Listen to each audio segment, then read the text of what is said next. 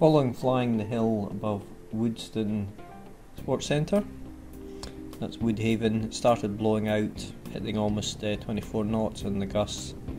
So it was down to meet Aidan and then a drive along, check out a couple of other sites he's not been at, and then along to the Tayport layby site, by which time the wind had actually dropped off a bit, so this is down to maybe about 8 knots at car park level and just a light breeze at the top. When it's like this, we normally take off just below the power line at the top of the hill, provided of course there's no crops in the field.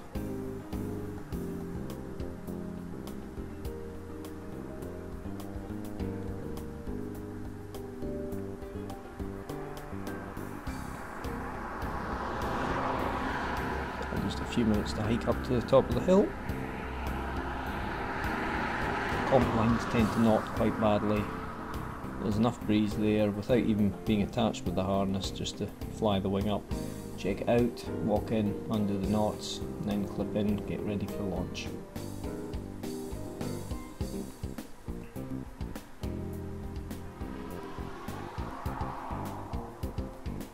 One of the great things with flying these sites on the south bank of the Tay is if it is strong and gusty conditions, which clearly it's dropped off here, if it is strong and gusty you get good indications on the water well in advance of the gusts actually reaching you, so there's a good safety point that way. And you also have the wind turbines up at the Michelin, which again give you an indication of what the wind's doing a couple of miles away on the far side of the river.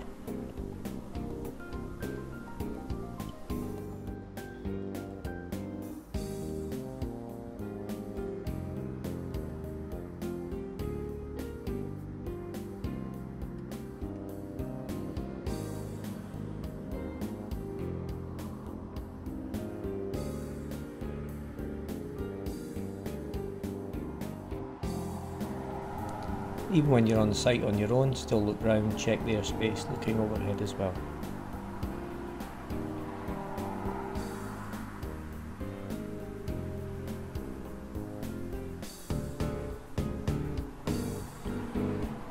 So this bit's after the initial checking out the wing and now clipped in, just prepping for launch. Using the airflow, of which there was, as I say, probably about 7-8 knots up there, just to bounce the wing up the slope, safeguarding it all the way, and just pick the moment.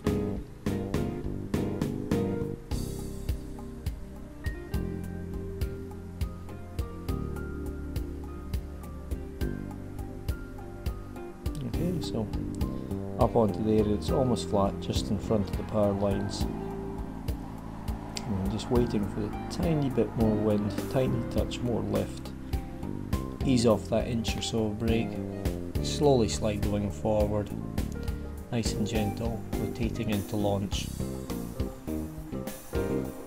Because there's no run, you're not pushing forwards, there's no surge and dive. So you can take off on a slope that pretty well matches your glide angle.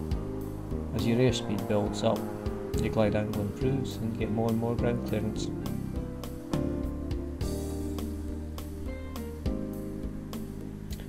First flight is going to be down and slightly to the right, just flying it hands free.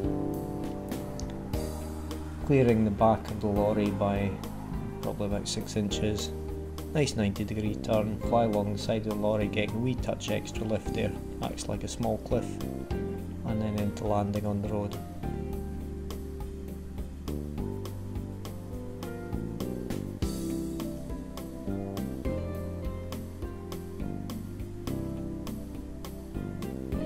So as usual, gaining a bit more height there, you get the back lift off the road,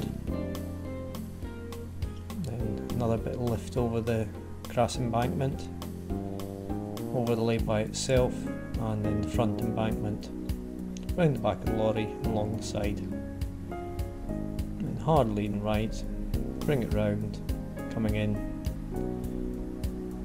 easing on the brakes so you're dropping down, ease off, flick round. Quick pack up, it's not a long walk, but it's a lot easier doing a quick pack up. If there was a decent breeze, and particularly when the ground is dry, then you usually just bundle it, nip over the fence, open up the wing and jog up the hill under the wing.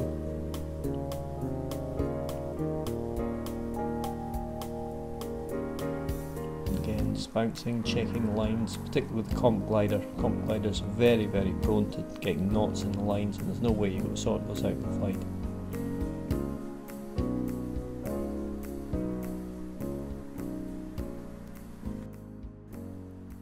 So for the last flight down on the day scene, it's been filmed from the bottom. I'm going to go down, fly down to the left hand side of the layby.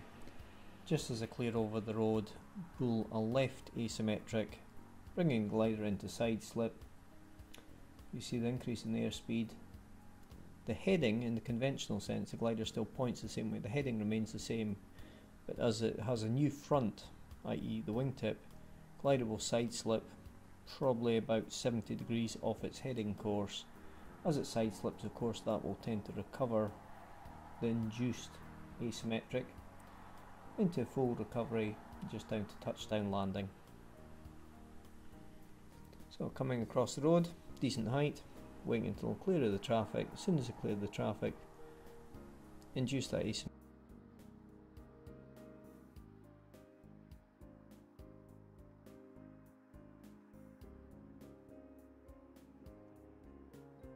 asymmetric on the comp wing, and 1, 2, 3, here we go. And you can see the glider going sideways, sideways, sideways, pushes out the tip, tiny touch of brakes, and touchdown, drop round, 0 brakes. Very, very easy. One of the simplest things in paragliding is to avoid all the accidents that are due to incompetent instruction, and vast majority of those, of course, are asymmetrics, low level launch accidents, all directly caused by the incompetence of the instruction. If you teach based on physics, you can avoid 95% of all the accidents.